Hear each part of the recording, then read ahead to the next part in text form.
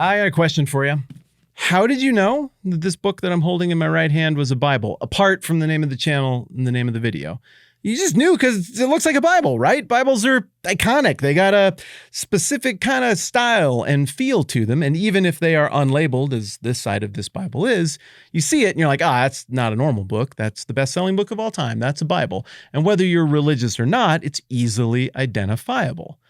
Well, why? Why do Bibles have a certain look to them? I mean, I spend a lot of time on this channel talking about the stuff that goes on inside with the words, and I think that's kind of where the action's at, so understandably, we spend a lot of time there.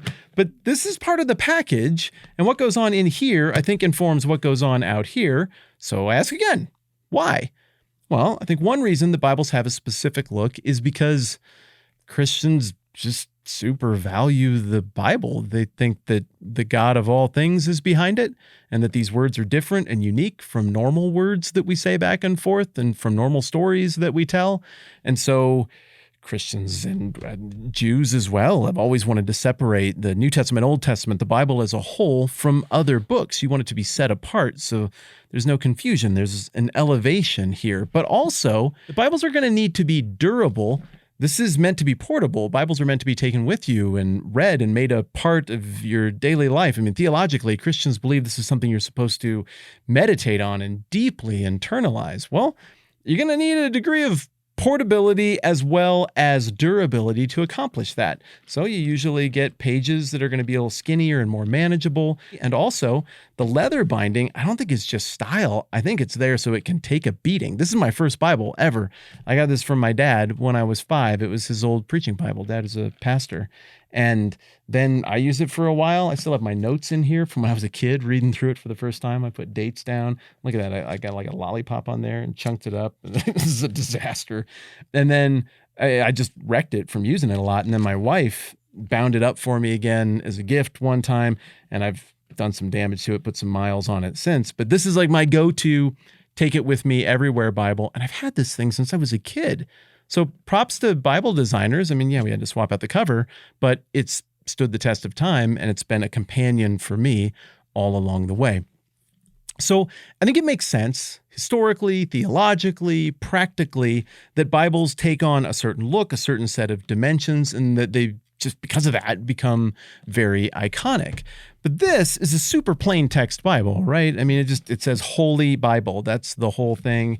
And then there's no notes, or I mean, the colors are mine, but there's no notes or anything. It's just the text itself. But you've seen tons of Bibles that are much more elaborate. They have more going on the inside, and they've got more drama in terms of the artistic presentation of the outside. Bibles like this that even have cool prints on them. And look at that. It's like little roses and stuff on there. And then look, it's kind of like this rose gold look to complement the look what they did. That's so clever. That's a lot of work to make something more elaborate than this basic plain text Bible and to present it in this beautiful way. You might be like, oh, all Bibles are for girls because that has flowers. But look at this. This looks like the inside of an F-150. It's got 2 different kinds of tough-looking black leather, and the color scheme inside is a little bit different. Again, beautiful presentation and a ton of extra work. And you look at Bibles like this that are more elaborate study Bibles with the cool cover art and all kinds of artistry going on inside, full color pictures, notes, all kinds of things.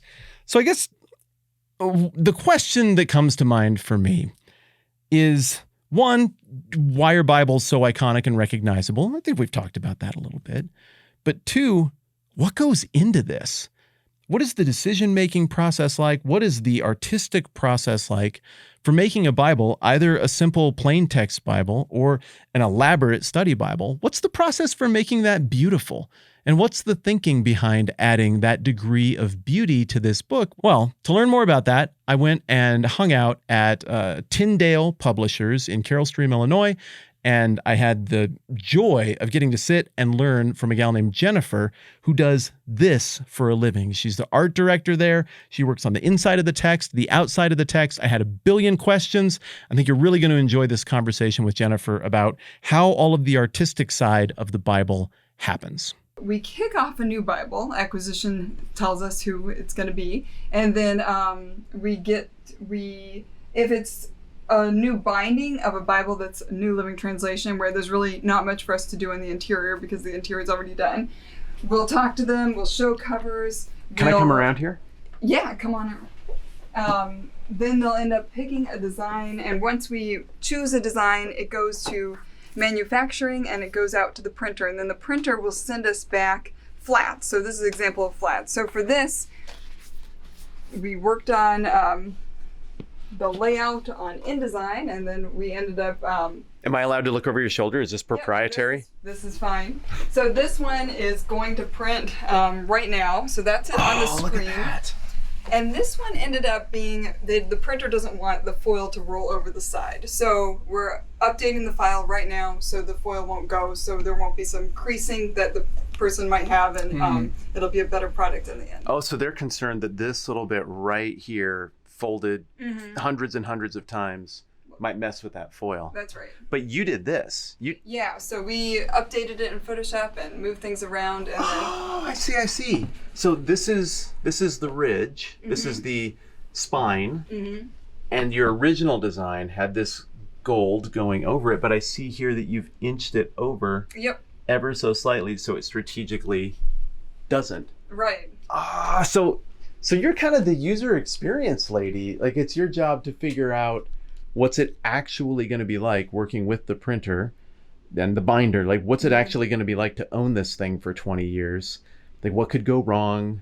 Where could the art accidentally bite us in the rear end and make it a Bible they can't use for 20 years? You fix all that in advance. Right, by working with the printers and our production people, and and thinking those things through. And then, and also going through picking different foils. So we get multiple rounds back where we say, oh, I like this one better than that one. And then for a Bible like this, we make sure that there's room for imprinting. So not all of our Bibles have room for imprinting, but if somebody wants to give it to their loved one and wants their name on it, we make sure that a lot of them have that room.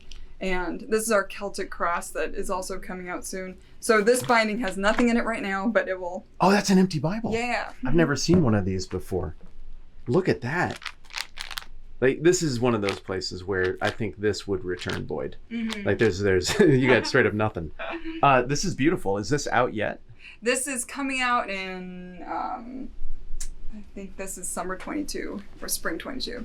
It's going to be a giant print compact. In the Presbyterian crowd. I mean, that's awesome. This is one of my favorite sizes, the giant print compact, because it's big enough to read, but it's easy enough to put in some of your purses. I love that. Did you design this? Actually, we have been doing this Celtic cross for years, but I did an updated version with the spine a little bit different than it had been before to do our new standards. Yeah.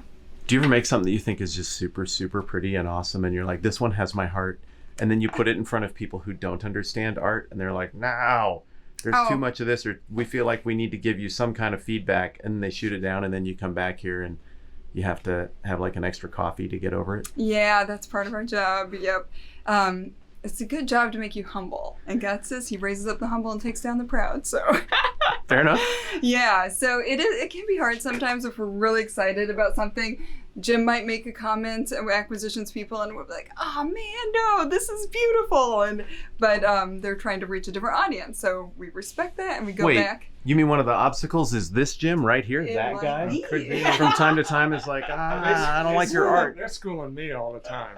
Fair enough. Like one time we had for the filament, we're introducing filament. And of course, filament it started as a light bulb, right? The filament, the fiber in a light bulb is what filament is. Yeah, so that's what it's named after. So I thought for this New Testament we were doing, let's put a filament bulb on the cover. Great idea coming out of, art department. And what they came back with was, that would be a great idea if it was a book, but you can't do that with a Bible, because a Bible is going to last a long time, and it could be 5 years from now.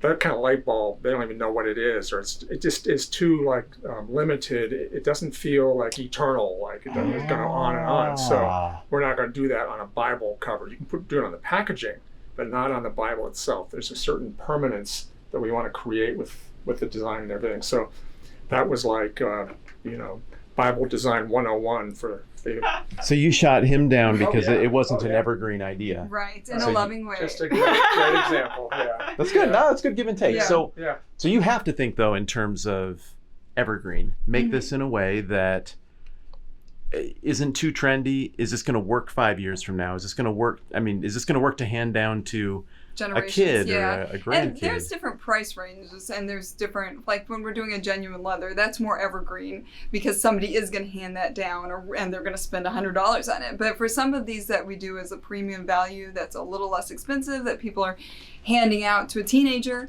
that may, be bringing it to Sunday school. It doesn't have to be quite. It could be more trendy, and maybe it's not going to look great in 3 years. If it's at a garage sale in 5 years, it's okay. It's okay. Yeah. So. Can I ask a question about leather? Mhm. I've always been confused by this. Is genuine leather actual leather, or is genuine leather a word for a type of leather that isn't actual leather? Because there's an internet rumor that says that. Genuine leather is actual leather. There's leather like this stuff that is not actual leather, it's fake. And then there's bonded leather that are pieces that are together of actual leather with the fake stuff. So, but genuine leather is actual leather. So genuine leather is the fancy stuff. Mm-hmm. Bonded leather is, Not so. it's not one sheet of hide. It's It's put together. pieces stitched or fabricated together. Yes. And yeah. then leather like is, that's your imitation. Yep. Which one do you like your art to be printed on the most? Which one takes what receives what you make the best? Boy, that's we don't use that much genuine leather. So even though it's beautiful, I like the feel of it. There are different costing for the leather likes. So this one is like series 5 and 6. So series 5 and 6 is great because it's a little bit up there, but not too expensive. And yeah, you can do those foil stamps and heat stamps that look great. And then the heat stamp looks different on every material. And this one's a little less expensive, but it's still beautiful. And we were able to add a metallic PMS to it to add that sheen. So I would say like in that range, when we're able to do that 4 or 5 range, 6 range, we're happy. But sometimes we'll have to do something in the 1 range because we're producing something we want to get out to as many people as possible. A pastor might want to hand it out to every new believer at the church, and we've got to keep the cost down. So, but yeah, most of our leather likes I'm very happy with, and I love the options that we have to pick from. You said like 5 printing and binding terms in those know, last I'm so series of sorry. remarks that I've never heard of, and I have no idea what they mean. So one of them was heat stamp? Heat impression? So What this is that? is a heat stamp. And then this one... Oh, you mean like the indentation, the textured Yeah, that's stuff. heat stamp. This Like has what we only used to a do heat with stamp. leather tools in shop class. You're doing that with... I've actually taken my iron from home and put it on here to see how dark it's going to be. So it's literally taking an iron and hitting it on there. And that does 2 things. That creates the pattern, but it also creates the color variation. Right. And each one's very different with, like this metallic has a darker heat stamp and this one has a bright red. So this isn't ink then. This Nope. is just naturally what that kind of leather does Right. when you apply that Right. that heated press. And then this is a metallic ink. And then this is a foil. So this has a heat stamp with a metallic ink, and this has a heat stamp with a foil. What's the difference between the two? Metallic ink is something we pick out of these Pantone books. And then a foil stamp is something much more opaque. That means you can't see through it. So you're picking an actual foil that they put on there as opposed to an ink that just like you would use. I use this ink inside of a Bible if I wanted to print a 2-color Bible or something. Does that make sense? I think it does. Yeah. Okay. All right. So this is the big fat binder of all the different options you have. Does that say goat? There's so many. It says goat, but it's not really goat. It's like fake goat. It's greatest of all time. Yeah. And then now they just came out with these little swatches of them, so we can see a lot more in one little area. So you can see all these different options with all these different textures and metallics. Oh yeah, you get the feel and everything. Yeah. But we have bigger books. We have a lot Can I of thumb other through the books. book a little bit? Sure. And then sometimes we do cloth Bibles too that you've seen with materials. Oh yeah, I got a copy of one of the filament Bibles that had that kind of cloth cover. So each of these is like a whole package, a family of softness, texture. Right. Do they all have a rating that you get used to in terms of like, oh well, if we're in the dune, that's gonna it's gonna flop open like this, versus this other product is gonna be a little bit more rigid and. Those are all going to go on top of something else. So, yeah, that would be as we work with production, who works with the outside, the buyers that work with the printers, they would come back and tell us if there's going to be a problem, because sometimes we don't know, and sometimes they don't even know if we're using a new material, how it's going to work. So that's why we come back with the flexes, and then they tell us if the printer's like, this one might not be so good. Or we've sent something out to print, and then they've come back and said now the printer's not using that material anymore because it has come back that people are having problems with it, so we switch over to something that's better. So not all of the raw materials you use play well together necessarily. Yeah, that's something that production knows a lot about, but it is kind of as we kick these off and start a new Bible, we'll open it up and tell them we're thinking about this and this and this. How's that going to work? And they give us their ideas, and if they're not sure, they go to the printer, and the printer will tell us. Do you do the box art too?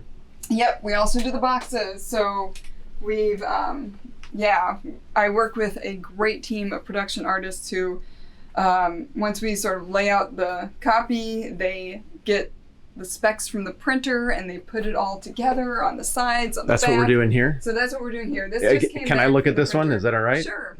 I don't want to go and spill all the secrets and have those dirty scoundrels at one of the other places come and steal your ideas, but... Yeah, that one just came back from the printer for us to approve, so they can go ahead and hit print on their places. And that's the turquoise version of this that one. Right. Yeah, all right. What are you trying to accomplish with the box? What do you want that to communicate? What do you want that to be like for the buyer when they get it? That's kind of a couple different things. If it's in the store, we want the buyer to quickly be able to see this is what's in it, because that's the biggest thing. And now that it's on Amazon, again, we just want the buyer to see it quickly, to have a nice experience. There's a couple behind you. There's fake mock-ups and then there's real ones, so you can tell the difference. I'm sorry. That's a fake mock-up. I just caved in your Bible box. I'm so sorry. But for the real ones, we have it's got the soft matte feel. It's got PMS color, so they'll consistently have that same cream throughout. What does PMS stand for in this context? You know what? Pantone. It's a Pantone is the P. Right. Here is Pantone solid chips uncoated. So here are some Pantones. This means if you pick a PMS for a color on a cover, you're gonna get that color. If we go with a process color, a CMYK, cyan, magenta, yellow, black, it could vary on press. But when you actually pay to have that fifth color, you're gonna get a consistency throughout the run of the printer. And that could be helpful in something where we're doing all these different variations of the Bibles. So this gives you the ability to know exactly what you're gonna get. And if you're doing something like an in-sheet, we pick a one color PMS. So this is going to look like this. An in-sheet means this little bit of fill here? Yeah. Is that just glued onto the frame? So this is glued on. And for other Bibles we'll do, this one has a paper in-sheet. Some of the heavier ones have more of this leather-like one. Oh yeah, I've got a couple like this, now that you mention it. What's the point of this? Is it just like trim to cover up the rough edges? Yeah, this would be something to hold it all together and just give it more stability. So especially if you have one like this, it really holds it together. Okay. And then I saw you in your video talk about lay flat bindings, and we've got those different things too. Oh no, you saw the video. I saw the video. Yeah, the one where I'm like criticizing the life criticizing the life applications. We'll protect you from all the people that want to talk to you about that. I said a lot of nice things about a lot of Bibles in that video. That's what I reminded them. Okay, thank you for that. I didn't think about that very much, but now I'm feeling a little apprehensive, and I can feel like this part of my neck turning a tiny bit red. I deserve it. I deserve it. That's okay. That's how people know I'm doing my best to tell the truth, though, right? Exactly. Yeah. When you make the boxes, so what you're going for is if somebody picks it up, it's a pleasant tactile experience, and it gives them a clear picture of what they're getting. But let's get back to the artist side of what you do, not just the user experience side. What do you want the box to evoke? How are you trying to use this one quick impression somebody gets of what's going on inside to make them feel something or communicate the feel of that Bible? Right. If it's something like this one, where it's our translation one, and we're really highlighting the actual photo of here. I want them to quickly see, oh yeah, this is the binding and this is the color, and this whole thing just feels really nice, and it gives us all the information I need. I know right away that it's a large print. I know that it's a thin line reference. I see all the benefits of buying this Bible. But if it's something like a slipcase here that I think they're going to keep on their shelf, a box like this, I think they're probably just going to take it out and throw it away. But a box like this, I think they're going to keep this, and this is part of the experience, and they're going to have this on their shelf, and it's got a foil, and I want them to be like, wow, this is something, this box, this whole thing I'm going to keep for a long time. Why does it matter to have beauty around the biblical text? Like, think of over the ages, the cathedrals people built toward God, and the, all the art. And when I took art history at a secular college, so much of the art history is this biblical art, and I think of in the Bible it says the first person that was filled with the Holy Spirit was the man working on the tabernacle, and I'm like, oh, that's so good. Yeah, he wants it to be beautiful, and we want it to be beautiful because we love him, and not for our glory, for his glory, and for the new believer that's reading this. So we want that whole experience to be like, this isn't just another book. This is the most important book, and having it be beautiful is awesome. What's your gold standard? Like, what's the one that you've made that was like, I keep this at home when people ask me what I do for a living. This is the one I show them. Which one are you crazy proud of? Wow, I don't even know. Boy, I really love coral. So right now I'm loving this spine. I'm loving this whole experience. There's one I worked on okay, I'll walk over here to the wall.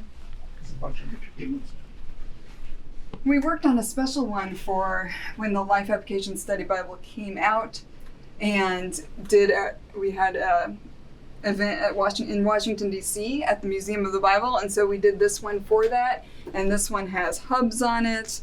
Hubs, these look at things, that. yeah. And this one has the foil all over it, and the slipcase, and the two ribbons. So this is a fun one to point to, since it's just really special, and it was for a special event and has great memories. And boy, yeah. I really like these. I mean, I haven't seen these from other people. I have this one, I think.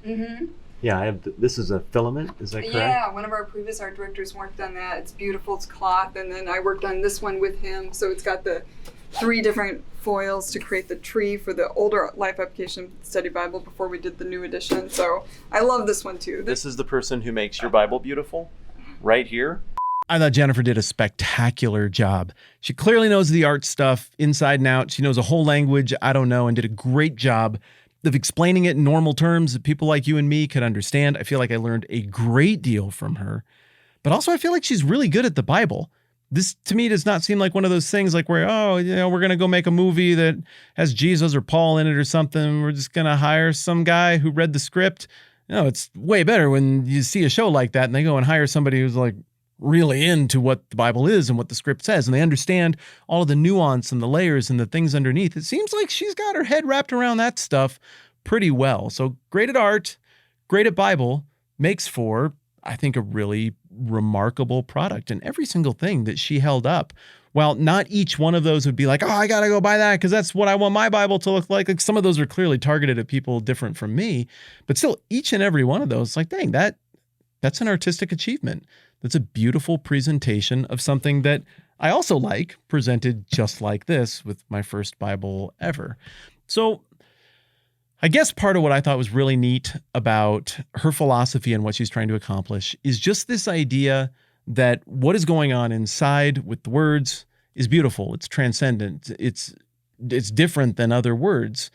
And artistry and applying beauty to this, which is an impulse that all Christians for all time have shared in, is a way to communicate just how set apart and unique this is, a way to take the brain and the soul and that part of us that connects with beauty and with things that are beyond just the normal and the practical, to take all of those aspects of the things that make us a human and to awaken them and alert them a little bit by the tactile experience of handling that Bible, of feeling the way it cooperates with your hands when it's well designed and it folds open the right way, by experiencing the care of what's on the page, and even the thinness of that paper communicates a delicacy and a gentleness and a responsiveness, not just a bull in a china shop response to the text in a way that other books don't. And all of that is intentional. All of that is taking all of the elements that need to happen just physically to make a Bible work and accommodate the sheer volume of words involved,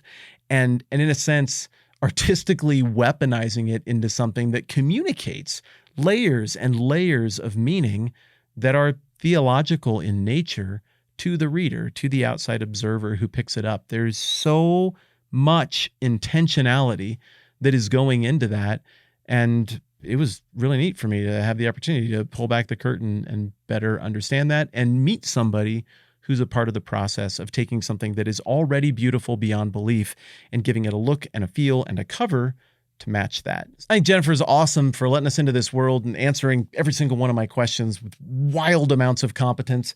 I think Tyndale is awesome for opening their doors to you and me so we can learn more about how this whole fascinating process works.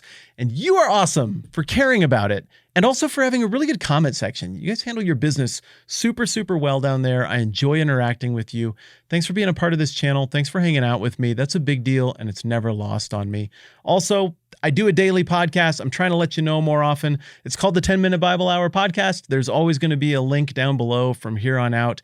And the goal there is for us to just inch through a book of the Bible one little bit at a time. And right now, we're working on the very book of the Bible from my very first copy of the Bible that I apparently was working on as a kid in the mid-1990s as I was reading through this carefully for the first time in my whole life. Probably some of the things we're talking about right now on that daily podcast as we work through this are things that are reflective of stuff that I noted in October of 1990 when I read this as a middle schooler. That's kind of fun. So thanks to everybody for being here. Thanks to everybody who's a part of the 10-Minute Bible Hour podcast as well. Thanks to Jennifer. Thanks to Tyndale. I appreciate you. My name is Matt. This is the 10-Minute Bible Hour. Let's do this again soon.